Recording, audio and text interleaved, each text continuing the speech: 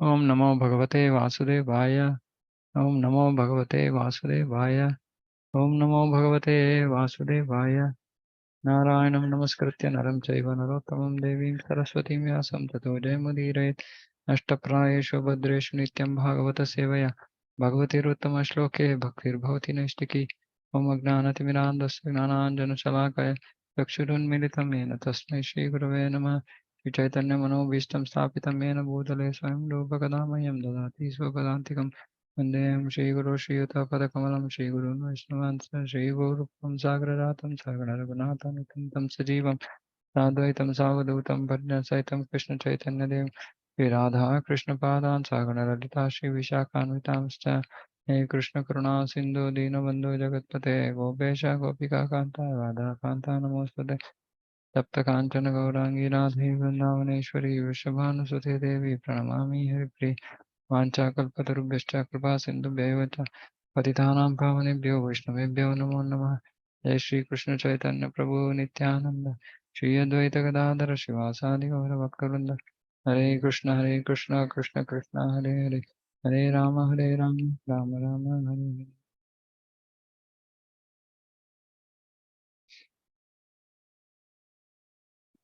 Hare Krishna okay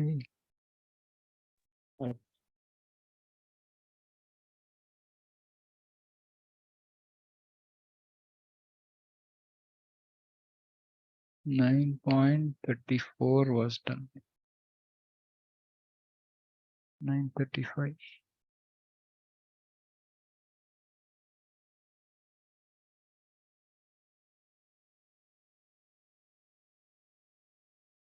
okay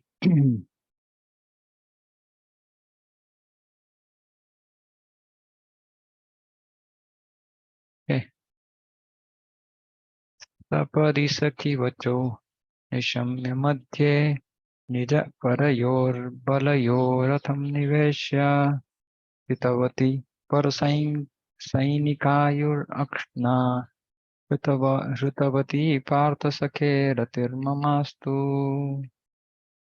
In obedience to the command of his friend Lord Sri Krishna, entered the arena of the battlefield of Kurukshetra between the soldiers of Arjuna and Duryodhana, and while there he shortened the lifespans of the opposite party by his merciful glance. This was done by his looking at the enemy. Let my mind be fixed upon that Krishna. So Bhishma Dev is teaching us how to remember Krishna.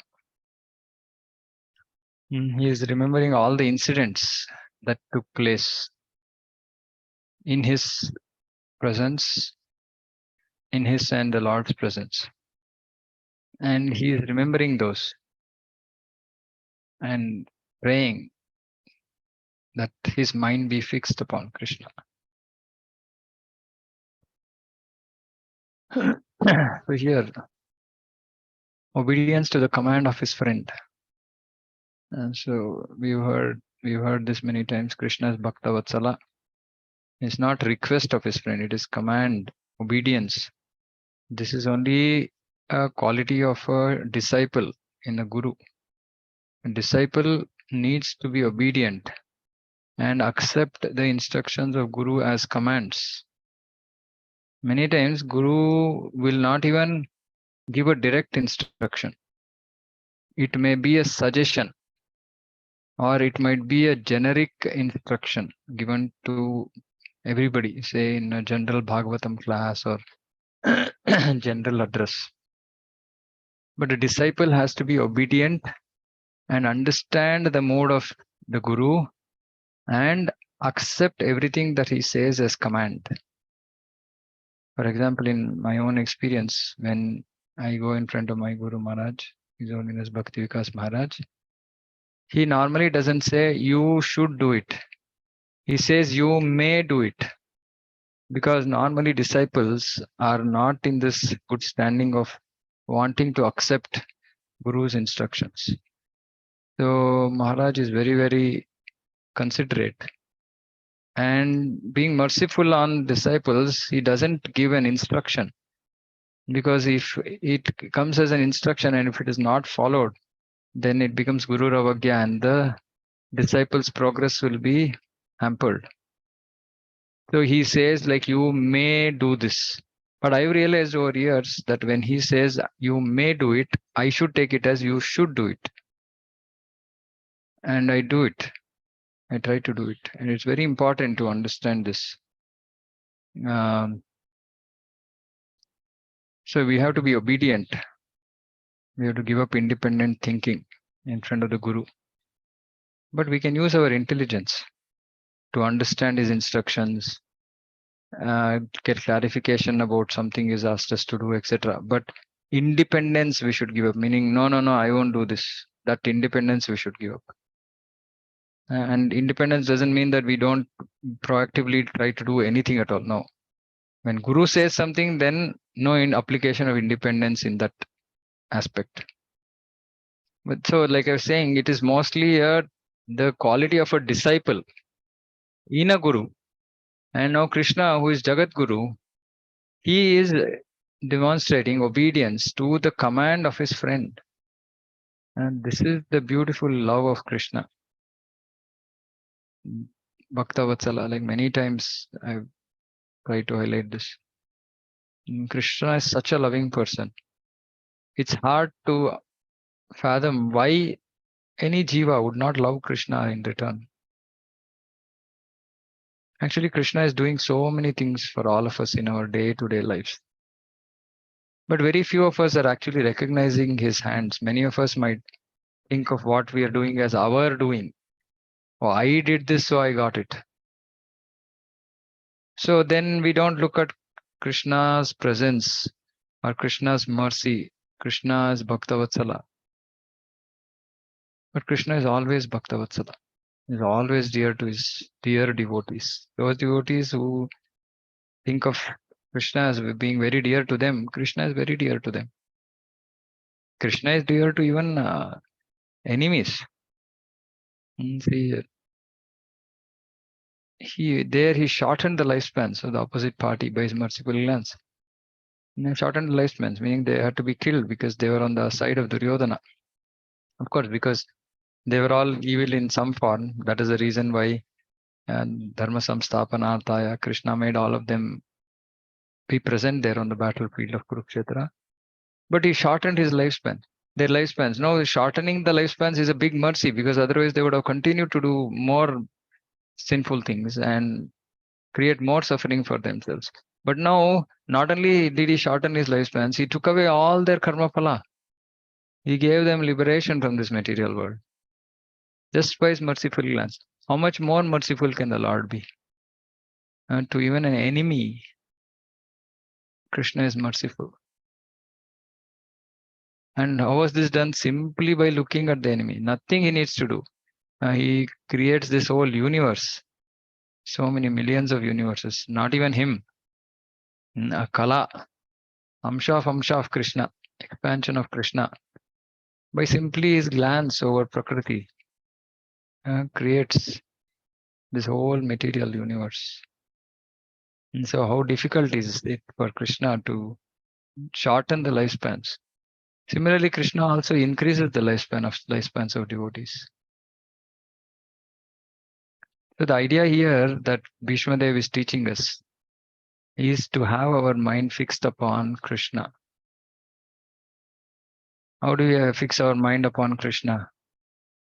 Krishna's beautiful form, Krishna's amazing pastimes. Actually, Krishna's pastimes attract all kinds of people. Some people are attracted by his Balya Leela, childhood pastimes. Some are attracted by his Poganda Leela, which is mostly Kumara and Poganda, which is mostly with his boyfriends, Sakhas. And some are attracted by his Kaishora Leela, which are mostly Madhurya.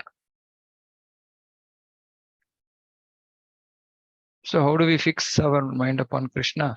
by remembering Krishna's qualities, by remembering Krishna's pastimes, by remembering Krishna's beauty, by remembering Krishna's devotees, beautiful devotees who so nicely surrender themselves to Krishna's pleasure, to give Krishna pleasure. Actually, I was thinking in the morning, saying that mind, so many things keep coming into the mind. And Prabhupada is so brilliant and so merciful that he gave us possibly the best way one can fix their mind upon Krishna.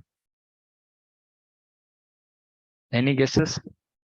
Anybody wants to guess what this method he gave, which is like a, like stroke of brilliance kind of thing. Like, it's just amazing. Something he gave for everybody, irrespective whether they have qualification to know about Krishna or not. He gave something. Anybody wants to guess? Pranam Prabhuji, Krishna Yeah. book. Krishna book. Absolutely. Krishna book. And first time when I heard this Prabhupada saying, read Krishna book every day, I was thinking, what is the big deal? I mean, yeah, we'll read. But then I realized after, these many years in Krishna consciousness, I realized that it's such an amazing mercy. Whether one is qualified to come to 10th canto or not. Today, simply every simple person, every simple man on this planet, right, can simply listen to Krishna, hear about Krishna, and thereby remember Krishna. And Prabhupada has so mercifully given us all the pastimes, including Madhurya Lila, including Rasa Lila, for who might just completely misunderstand Krishna. But that is Prabhupada's risk. Prabhupada at his own risk has given Krishna book in such a way that people will not misunderstand. People cannot misunderstand. And even if they do, they'll get purified by that hearing process. And eventually they'll give up their misunderstanding. So it's amazing, the ways and means by which Acharya has given us the very clean process, so sharp in his vision. Right? Just imagine why he didn't give an abridged or a version of Bhagavatam or any other book for that matter. Because eventually he wants everybody to become Krishna's devotees, love Krishna, be attracted by Krishna. So we have to really try all ways, all means to fix our mind upon Krishna. And the process is Shravanam. There is no other way. Hearing, reading Prabhupada's books, there is no other way, there is no other way, there is no other way. People will say chanting, but our chanting is so much full of aparadha and namabhasa. Love for Krishna will take a long time. But because that love is there in the hearts of devotees, when devotees render these writings, books, right, they actually invest their love for Krishna in those words, in those sentences. And when we hear those with full attention, those words actually go into us. The same feelings get transferred to us. So it's much easier, much faster, more effective. Because it's not so much dependent. I mean, japa is also so powerful.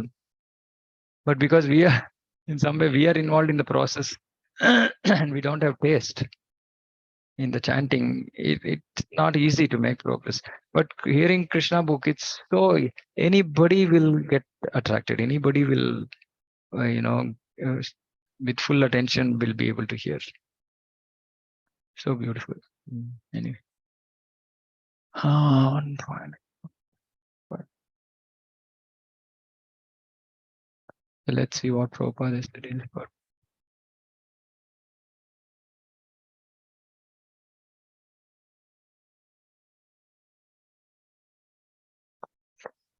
Lord diminished the duration of life of the opposite party by his merciful glance. It is said that all the fighters who assembled on the battlefield attained salvation by personally seeing the Lord at the time of death. Therefore, his diminishing the duration of Arjuna's enemy does not mean that he was partial to the cause of Arjuna. Actually, he was merciful to the opposite party because they would not have attained salvation by dying at home in the ordinary course of life. See, this is the beauty. What is the qualification of those people? Just being recipients of Krishna's mercy. Just Krishna's mercy. That's all. No qualification. Here was a chance to see the Lord at the time of death. See, how many people will get this?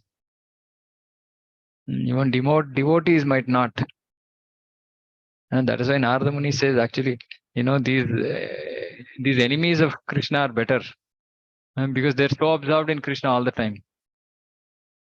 We shouldn't become enemies, but that absorption is required. And I was thinking, how is that absorption possible? That absorption today is in material life. Right? The absorption is in material life, material things, material relations, material objects, job, dharma, artha, kama. Dharma, yeah, to some extent, artha and kama, absorbed. How will that absorption be transferred to Krishna?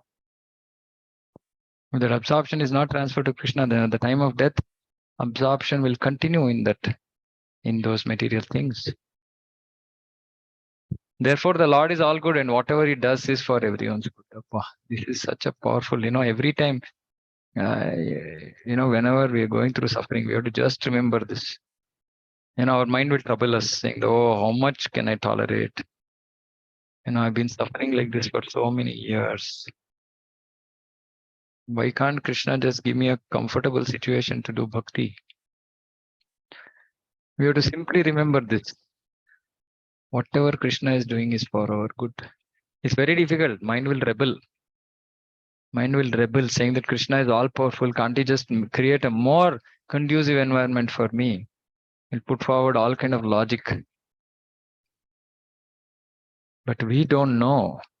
Krishna knows. And the only thing we need to do is actually try to understand how is it for our own good. Because we can't understand. Because we just look at it as, just giving us trouble. How can it be for our good? It requires some introspection. Requires faith in Krishna. Then slowly we can understand these things. Apparently it was for the victory of Arjuna. See, it was for the victory of the devotee, his intimate friend, but actually it was the good for Arjuna's enemies. Such are the transcendental activities of the Lord, and whoever understands this also gets salvation after quitting this material body. So simply we have to qualify ourselves by just reading Prabhupada's purports. Nothing else we need to do. We don't have qualification, but simply by reading Prabhupada's purports, we will understand the transcendental nature of Krishna's activities. And then we'll be fixed in that conviction. Yes, Lord does no wrong in any circumstance, because He's absolute, all good at all times, and to everybody. And what about devotee? What about a devotee who is sincerely trying to serve Krishna? Absolutely, He's good. He's good. To whatever extent possible. Sincerely serving means not like we are doing 24 hours. Right? A squirrel service also, Krishna understands, okay, this devotee can offer only squirrel service. But he's doing it sincerely. He is happy to accept it.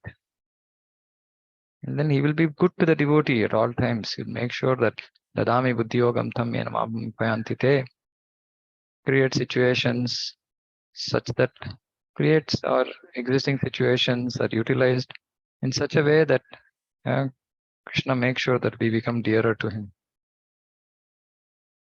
It's very amazing, actually that is why no astrologer can understand what is happening in a devotee's life. Only Krishna knows. Only Krishna knows.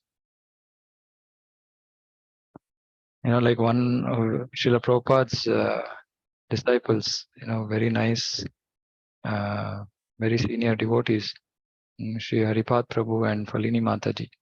So Haripad Prabhu is in his last stage, and is amazing Kirtaniya, amazing, as in, husband and wife both so nicely engaged in service of Krishna, senior devotees, aged devotees. And Prabhu had been suffering from dementia, like loss of memory, and for few years. So much of suffering, so much of suffering. And I was just thinking, saying that, how do we understand these things? And they've dedicated their whole lives to serving Krishna. Such an ideal Grihastha couple. I mean, when you look at them, Grihasthas, we'll feel like, wow, can we be like this, as Grihasthas? Can we be like this? Such an ideal couple. And Prabhu is going through so much trouble. But we should understand, we should have faith. Krishna is not doing anything wrong. Internally, what the devotee's mood is, we have no idea. Maybe he just doesn't want to interact with the outside world. And Krishna has created some situation for him. But Krishna doesn't do anything wrong, anything bad for his devotees, especially those devotees who, by their own, existence, make so many thousands of people, devotees, or chant Hare Krishna or hear about Krishna. It's amazing. It's really amazing. Like I said, it's not like only for those devotees. If we are a spiritual devotee, yeah, this is all our capabilities. We can only influence ourselves. We can only influence one person. We can only influence 5 people. We can only influence 10 people. It's fine. That's all the capability that we have been given with. And if you're sincerely endeavoring, then Krishna will give mercy. That's why this chapter is very, very dear to me, because it highlights, Krishna's so many beautiful qualities as seen by a devotee. And it's very nice to look at it from, Bhishma Deva's perspective. How a devotee has so much love, and how he looks at the Lord so differently. And we look at the Lord so differently, isn't it? Very, very nice, beautiful purports. Okay. Hare Krishna, Prabhu. Prabhu, I have a question. You mentioned that Krishna also increases the life of devotees. Yeah. That's very interesting. Yeah. Ajamila lifespan was increased because his life was over. Isn't it? The Yamadutas had come to take him. But then he got an extra extension of his life. And then he achieved perfection, went to Vaikuntha. Yeah. Right? It's one clear instance in Bhagavatam, and signifying the glories of chanting names of Krishna. But I'm sure there are many others. But explicitly it has been given there, saying that there was death and then he continued later. Yeah. And so many devotees also, right? Like in real life, who almost felt like, okay, I had left my body. I had died. And then they feel I came back. Right? So, personal experiences of devotees. So it is reality. When Krishna wants us to do something, and so many things, that's why I said it's achintya. I mean, if we think that we can capture Krishna and his actions in our tiny brain, it's just impossible. Krishna is just beyond our imagination, wildest of imaginations. What he does, only he knows.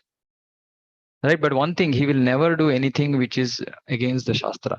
So in one way, it is inconceivable, but if we read and understand Shastra from mouths of Acharyas, then more or less we can understand Krishna. Like Prabhupada says, no, it is impossible to begin to understand Krishna knowing that we cannot understand him fully. That is the right perspective. We cannot understand him fully. To whatever extent he reveals himself, we can understand.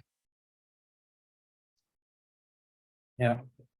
And he also saves devotees from dangers. I think that is written in many places by Prabhupada.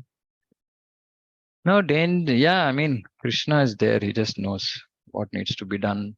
Somebody has severe karma phala, but Krishna reduces it. So that can be seen as saving from danger. But like I said multiple times, devotees don't have death. Devotees I mean, devotees' lives just depends on how much Krishna wants them to be here and what he wants them to do. That's all. There's no other material factor.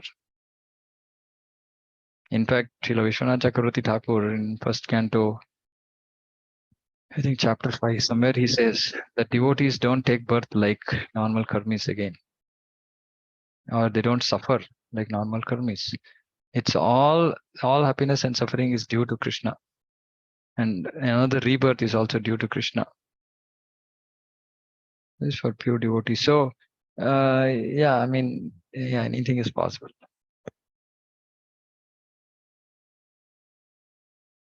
Okay. Yeah. 36. Vyavahita prutana mukham niriksha svajana vadhat vimukhasya dosha buddhya kumatim aharad atma vidyaya yash charanarati paramasya tasya mestu. Actually, just before I forget, this word rati. Rati is actually intense attraction. Rati is another word for bhava, stage before prema. So this is what we need. We need this rati. So here Vishwadev is talking about charana rati, attraction to his feet, lotus feet. When Arjuna was seemingly polluted by ignorance upon observing the soldiers and commanders before him on the battlefield, the Lord eradicated his ignorance by delivering transcendental knowledge. May his lotus feet always remain the object of my attraction. Just one who remembers the Lord's lotus feet can cross over this material ocean like water in the hoofprints of a calf. They're saying, may his lotus feet always remain the object of my attraction. Lotus feet, lotus face, whatever. Devotees are very humble, so they think I'm not qualified to see the lotus face of the Lord. So let me look at his lotus feet. That is my position. But we don't have to artificially restrict ourselves. If you are attracted to the lotus face, then we can get attracted by the lotus face of Krishna.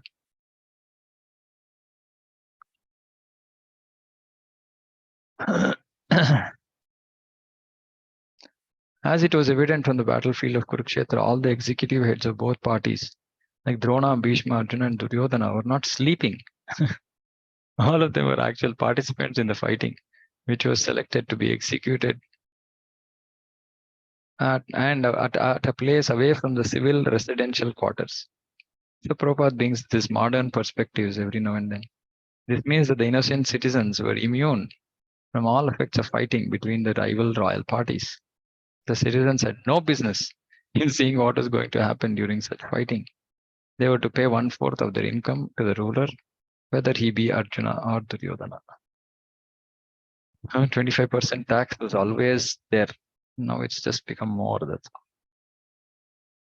Yeah, but that tax was given to whoever, Arjuna or Duryodhana, because they were taking care of the people's welfare materially.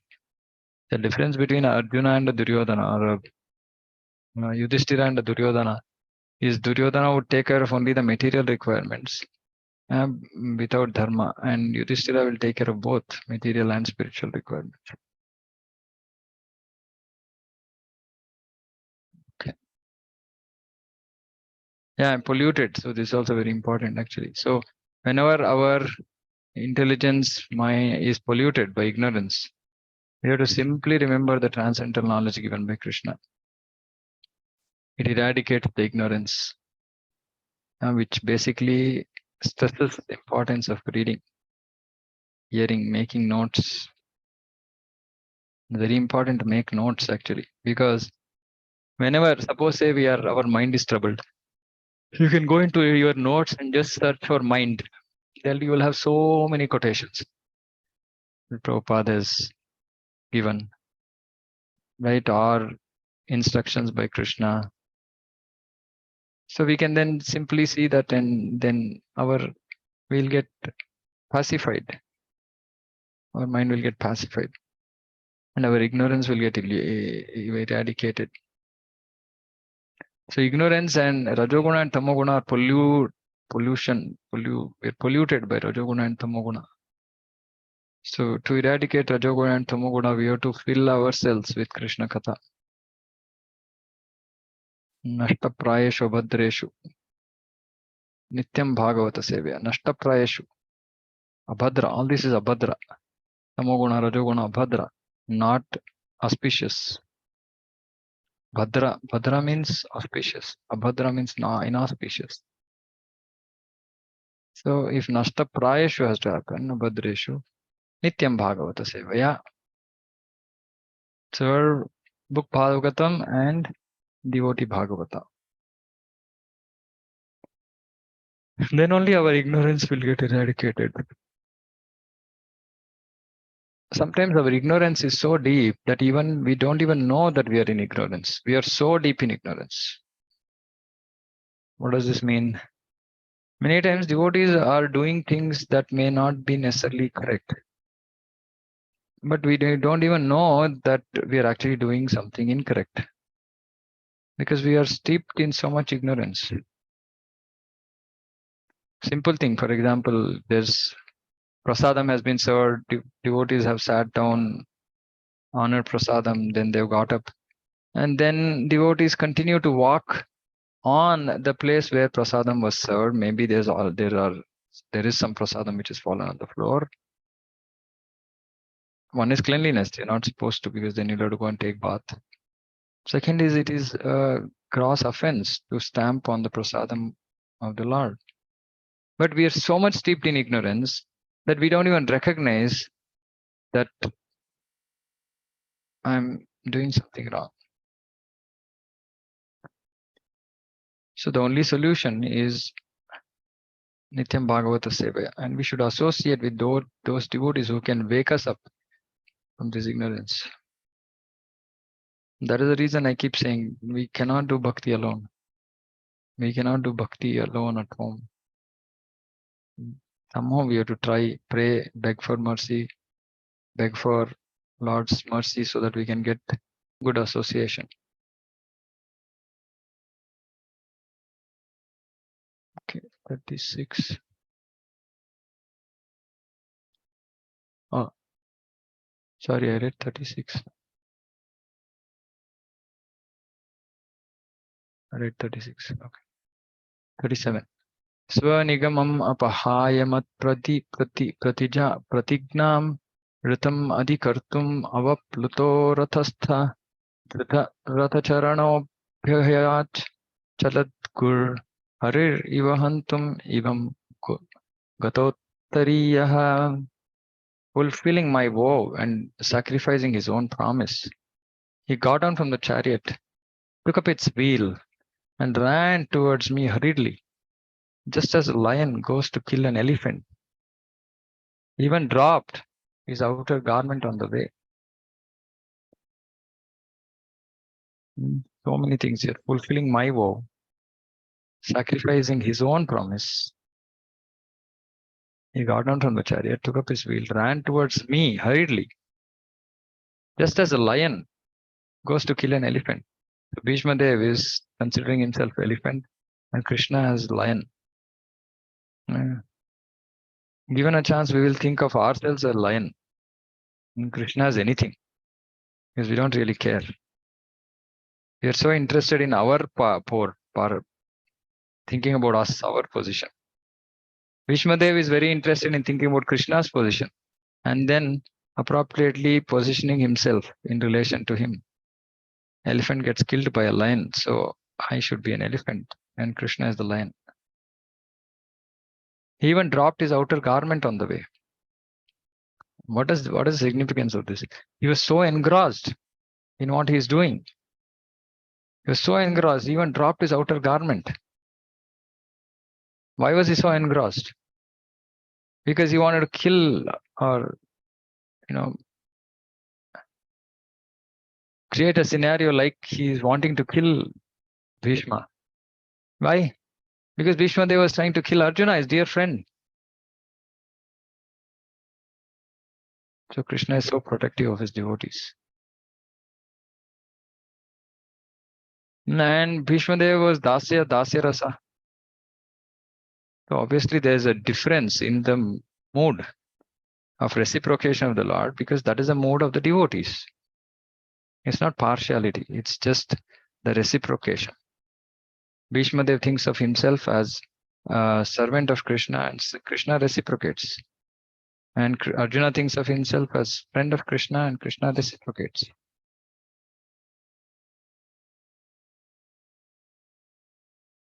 The battle of Kurukshetra was fought on military principles, but at the same time in a sporting spirit, like a friend's fight with another friend. Duryodhana criticized Bhishma Deva, alleging that he was reluctant to kill Arjuna because of paternal affection. A Kshatriya cannot tolerate insults on the principle of fighting. Bhishma Deva therefore promised that the next day he would kill all 5 Pandavas with special weapons made for the purpose. Duryodhana was satisfied, and he kept the arrows with him to be delivered the next day during the fight. By tricks of Krishna, Arjuna took the arrows from Duryodhana, and Bhishma Deva could understand that this was the trick of Lord Krishna. So he took a vow that the next day Krishna would have to take weapons himself. Otherwise, his friend Arjuna would die. He did this just to satisfy Duryodhana, who was blaming him, saying that, you're so partial. You gave away, only you knew that the weapons were with me. So you should have only gone and told Arjuna. He said, so Bhishma said, you don't believe me? Okay, tomorrow I'm going to fight like Arjuna is going to die. In the next day's fighting, Bhishma Dev fought so violently that both Arjuna and Krishna were in trouble. Krishna was also in trouble in the sense he had arrows shot at him. Arjuna was almost defeated. The situation was so tense that he was about to be killed by Bhishma Dev. The very next moment, there was no time. At that time, Lord Krishna wanted to please his devotee, Bhishma. See, if you read till here, you will think at that time Lord Krishna wanted to please his devotee Arjuna by protecting him. Yes. But the same sentence, at that time Lord Krishna wanted to please his devotee Bhishma. Yes. How? By keeping Bhishma's promise, which was more important than his own. So he had to keep Bhishma's promise, protect Arjuna, and then he belittles himself. He puts himself in the last position. Okay, what about me? It's okay. Seemingly, he broke his own promise. He promised before the beginning of the battle of Kurukshetra that he would remain without weapons and would not use his strength for either of the parties. But to protect Arjuna, he got down from the chariot, took up the wheel of the chariot, and hurriedly rushed at Bhishma Deva in angry mood, as a lion goes to kill an elephant. Actually, once more, he broke his promise of this not lifting weapon. When he protected Pandavas, when Ashwatthama sent his Brahmastra. So Krishna doesn't mind breaking his own promise. He doesn't mind. That's why he says, Arjuna, you tell Name Bhakta Pranashati. You announce. If I tell, people will not believe, because I do things like this which they can't understand. But if a devotee says, then they know, yes. Krishna will not break this now. Because he showed that in Bhishma Dev's incident. He dropped his covering cloth on the way, and out of great anger, he did not know that he had dropped it. So much absorption. And what did Bhishma Dev do? Bhishma Dev was so happy. He at once gave up his weapons and stood to be killed by Krishna. Just imagine this position.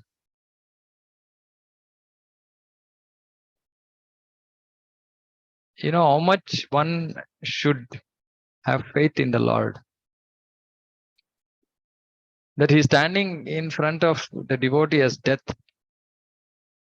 And devotee just gives up and surrenders to him. He stood to be killed by Krishna, his beloved Lord. The fighting of the day was thus ended at that very moment, and Arjuna was saved. Of course, there is no possibility for Arjuna's death because the Lord himself was on the chariot.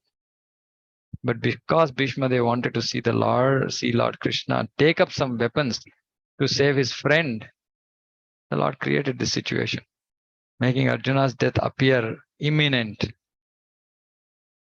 He stood before Bhishma Dev to show him that his promise was fulfilled and that he had taken up the wheel.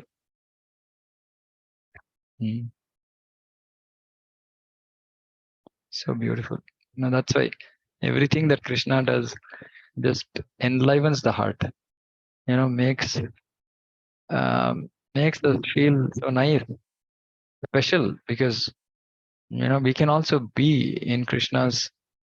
We are already there in Krishna's personal diary, right? Because Krishna personally takes care of his devotees. So it's always nice to think, and not just be satisfied saying, okay, Lord is taking care of me. What am I doing for him? What am I doing for him? How am I serving him?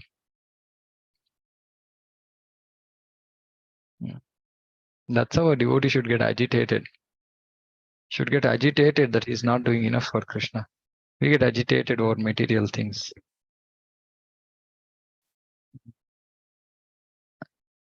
Our spirit to act, because we are grastas, so we have a need for karma, for action, to do activities. We get agitated if that is directed towards material things. But same thing should be directed towards Krishna. So once what happens is, Holiness Tamal Krishna Maharaj goes to Prabhupada. Tamal Krishna Maharaj was so capable that Prabhupada always, he said, okay, if there's something that cannot be done, give it to Tamal. He had like so much confidence on Tamal Krishna Maharaj. So at one point of time, Tamal Krishna Maharaj, he was responsible for raising funds for the Mayapur temple. Then he was responsible for raising funds elsewhere. And he was GBC in India, and he was like, he had so many services. Literally, Tamal Krishna Maharaj, apparently it said that he tried. He went to Prabhupada and said, I can't, I'm not able to manage. I'm just not able to manage. He said, good, Maya will not attack you. So Prabhupada wanted us to have that kind of absorption in Krishna consciousness. When we don't have time for Maya. And even Maya comes and says, hey, Baba, time nahi hai, jao. I don't have time, please don't bother me. Otherwise, mind will get agitated with material things. And we are sitting idly, twiddling our thumbs. What should I do? What to do? Okay, let me go there. Let me buy this. Let me do that. That's all will come to the mind. That is why we should surrender to Guru and try to follow his instructions. Unfortunately, I keep saying this. Now we are independent. Grasthas are independent. Brahmacharis are very, very safe because they are under direct guidance of senior disciples of Maharaj, and they'll get all the required guidance. They can't just go wrong. It's just that they can maybe misbehave because of their mind or whatever anarthas. But it's very clear what they need to do. They're told, and they have to just, their only qualification is they have to sincerely just try to follow what has been told. But for Grihasthas, very dangerous situation. We don't surrender to anybody. We live our own life independently. Right? If somebody tells something, also we have our own logic, reasoning, escape mode, etc., etc., etc. So basically, we just want to keep ourselves out of any kind of control, any kind of instruction and taking instructions. It's very dangerous. We might just end up wasting our life. Because then what will happen? So we have to get agitated spiritually. Oh, preaching. Oh, this is not happening. Oh, that is not happening. Oh, so much work has to be done. Oh, I have office work also. I have to do this also. Okay, let me focus. Krishna, give me more concentration. Give me more power to think. Give me more power to execute. Otherwise, we'll just be, okay, okay, this is happening. Okay, that is happening. Or something else is happening. And life will just go off like that. And soon we'll be staring at ourselves when we don't have the same amount of energy to run around, same amount of enthusiasm as we age. It is said that a devotee's enthusiasm only increases. That is if he is engaged in Krishna's service, not if he is engaged in Maya's service.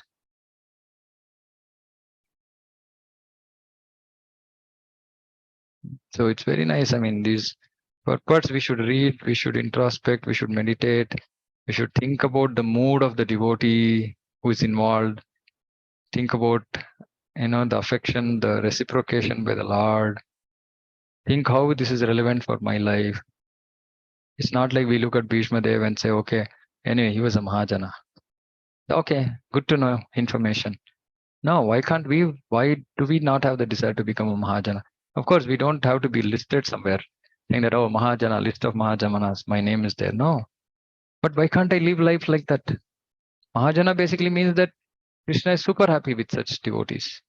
Why can't I live in a way such that Krishna will be happy with me? So things have to go in that direction. When we read purports, it's not that we just read purports for the sake of completing the purports. Of course, first time, second time, we have to read like that because see, this is language of. I keep thinking about this. There's a language in which these purports are there, right? Like there's author, there's a mindset, there's a way of writing. So, for example, when you go to after in the 10th canto after chapter 9, chapter 9 or 19, after Prabhupada's purports end and his disciples' purports start, you can see suddenly there's a change in language, change in tone. So, but to even understand this, it takes us multiple readings. Now, if there is one line, we can easily make out saying that, okay, is this written by Prabhupada or somebody else? Mood is there. The underlining tone of language, everything is there. So we have to read Bhagavatam twice just to even understand the language of Bhagavatam, understand the language of Prabhupada in Bhagavatam. Then we can introspect, then we can go deeper. But for us to be able to read Bhagavatam twice, people take 20 years to read Bhagavatam twice. 10, 20 years devotees take. It means that they're not serious in spiritual life. Maximum 3 years one reading. Maximum. Right? And after that, then it should be like one of my God brothers. So he's Grace Arvindaksha Prabhu. He reads Bhagavatam once every year. Chaitanya Charitamrita twice every year. Just imagine how much purification they would have achieved by being able to read like this continuously. That's why we should have an association of senior devotees. We should understand what they've done in their life, take instructions from them, guidance from them. Then we will know where we stand. Maybe we are thinking the bhakti I am doing is only great. But when we hear other devotees and how nicely they are doing bhakti, we feel, oh my God, I'm like an insect. Let me also try to do more. Let me try to please Guru and Krishna more. And get inspired. Okay, I think I'll stop here. Yeah, 1937 353637. Yeah. Okay, if anybody has any questions, we can discuss.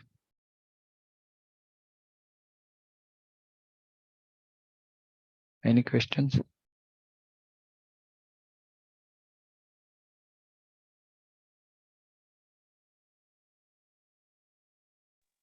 Okay. Prabhuji, here there are two vows that Bhishma Dev made. Now, firstly, he said that he'll kill all the Pandavas, and the next vow was that he would force Lord to pick up weapons. So, second one was fulfilled by Lord Krishna. Yeah, first one was also fulfilled because he said next day he's going to kill. So Arjuna only couldn't kill, right? So that day the war was ended at that moment. So literally protected all the Pandavas. Yes. And here, the way Bhishma Dev is fighting outwardly, one may think that he's not a devotee. Very nice. Very nice. Nice realization. See, that is why, every devotee has their own realization, and it's so nice. Actually, I'd never thought about it that way. Saying that how do people look at Bhishma Dev? People look at Bhishma Dev thinking, oh, he's fighting against Krishna, but inwardly is so much love for Krishna, right? So this is what It Chaitanya was Mahaprabhu. Yeah, please tell. this Ras was Vere Ras, na? Like Yeah, fighting. yeah, Like yeah. first time when I read it alone, it was like not so much clear. Now with your association, when we are reading, things are quite better. And Prabhuji, when people read it once a year, how do they manage? Like I also plan to read. Like, so what should we do? Like daily, there should be some target, no? Some specific number of. Target nice. See, actually, what happens is but first before that you should have read 2 times. If Okay, you read before Bhagavatam that. 2 times, because the first 2 times will be effort. It takes a lot of Okay. effort. Then you will understand most of the themes, major themes you would have understood, right? Yes, yes. And then, when you're reading Prabhupada's purpose, okay, this is okay, this I'm aware, this I'm aware. So the reading becomes faster. Right, right. Reading becomes faster. You already know some part of the purport because you read it twice, some places at least, right? So Right, right. actually reading becomes faster. So for example, I read for 1 hour. I can finish it in a year. Okay, okay. I read one hour every day. But I mean, it depends on how much of the purport we have actually grasped already. It just Yes, yes. depends on that, right? Then we know that we will only then focus when we are reading on those parts which we had not understood at all. So the way I do reading is, when I'm reading, I first at face value just think, okay, has this concept, I mean, has this concept been ingrained in my thought process? If it has already been done, then I will move fast in those areas. But then there'll be certain areas which I might not understand at all because I've not read it so much, or I didn't pay too much attention to it, etc. Then I will spend some more time there. So all that can happen only after we've read twice, right? Yes, yes, yes. Yeah. So general. This one is about. I mean, I done some calculation sometime before, saying if you are able to read 50 to 60 pages a day, then you can finish in a year. I'd added up. I think if I'm not wrong, I'd added up all the number of pages in Bhagavatam across the books, and I divided them by 365. If I had to finish in 1 year, I think it was something like 60 to 70 pages, if I'm not wrong. I mean, you can do the exercise, and then initial target, if you want to finish in a year, is not amount of time, but number of pages, at least so many pages. Right? Then you will know at this, because the speed at which you will read, you know that, yeah, in 1 hour I'll finish 60 pages or 70 pages or whatever that is. Yes, Prabhuji. Yeah, but it's very powerful. It's very powerful. I mean, I remember at one point of time, before I quit my job, I used to read for almost 2 hours Bhagavatam. And it was life changing. I mean, I've told this multiple times. It just, all the clutter in the head was destroyed. So it's very powerful, Bhagavatam. Yeah, it's actually, I keep wondering, it's so nice. Process is so simple, so beautiful. All we have to do is just give time. And we are stuck, stuck, literally stuck. Right? So we have to pray, beg for mercy. The one thing that we do wrong as Grihasthas is we intentionally indulge in things that are not required. That we should not do. We can be forced by circumstance. For example, some people's house, I know so many devotees here, right, who don't have full support in the family for Krishna consciousness. Then we might do things for others' sake in the house. That is not in our control. But we should ourselves not become the trigger point for material activities. Right? This is one thing that we should, any kind of material thoughts, material activities, getting materially engaged, we should not become the trigger. If it is coming from others, then we be part of it as our duty and entails us to do. And then we pray to Krishna, saying that, Krishna, it's in your hands. If you can reduce these, noise that is happening, nonsense happening around me, then I can spend more time in your service. And Krishna will show mercy.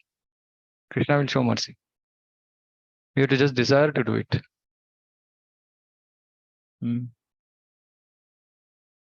That is all. See, all this peak is only if we want to develop that absorption. If we don't want to develop that absorption, we can be however, no issue. In fact, this so amazing today. Krishna willing, I have a Bhagavatam class in the temple, and I was reading the purport, and the main, aspect of the purport Prabhupada is highlighting is absorption. So then I was thinking, yeah, this absorption is so important, but we are so absorbed in material things. So this absorption material things has to stop. Has to stop. I know so many devotees who are so helpless, really. I mean, glorious, all these devotees. Fortunately, Krishna has got them in contact with me, and I feel, inspired by looking at all of them. So much of difficulties, no support at home. Many a times, yeah, like forced to engage in activities which might break four regulative principles, but they are so detached. They just say, I can't help it. What can I do? I mean, I'm in this helpless situation. I don't want to do this, but I'm just being forced to do. And I feel so amazing. I mean, I look at them in their stage in Krishna consciousness, and I see, I compare myself. Oh my God, 5 years in Krishna consciousness, I was nowhere near them. I was nowhere near them. And then I think, oh, this is amazing, and I just keep fast forwarding, thinking, what will they be, when they're 10 years, 15 years, 20 years in bhakti? So many people can get influenced by such devotees. And it's amazing, and that's the beauty about preaching. We understand that we are so little, we are so tiny. There are so many devotees who have so many other difficulties, and who are so nicely practicing Krishna consciousness. And then we look at ourselves and keep tripping, I have this problem, that problem. Our problems are nothing. Nothing, literally. That absorption, that's why I keep saying, to people who have difficulties, they're very fortunate. Because they know that they have no other hope except Krishna. Saying nothing else is going to help me. I want absorption in Krishna. That's the only thing which is going to make me happy. So I want to be absorbed in Krishna. I want to serve him nicely. And whatever else they're just doing, okay. Ungrudgingly, no grudge. No grudge. Krishna, why have you put me in this situation? No. No grudge. Very difficult. Very, very difficult. Then automatically absorption in Krishna comes. Because our mind will stop thinking about all useless things. Half of the time our mind is thinking, why me, why me, why me, right? If you stop that why me business, and then why not Krishna, we'll start. Why me? Why not Krishna? Why me? Why not Krishna? Why am I thinking about me? Why not I think about Krishna? That's the whole thing. Not like why I am to suffer, why not Krishna has to suffer. Why me means why am I thinking about me and myself? Why not Krishna? Why don't I think about Krishna? Difficult, but we should keep trying. Look at others, get inspired. Somehow keep going on. Okay. Anything else? We'll close here. Okay. Mantra kalpatarubhyashta kripa sindhubhyo cha patitanam pavanebhyo vaishnavebhyo namo namah. Ananta Koti Vaishnava ki jai, Jagat Guru Srila Prabhupada ki jai. Hare Krishna.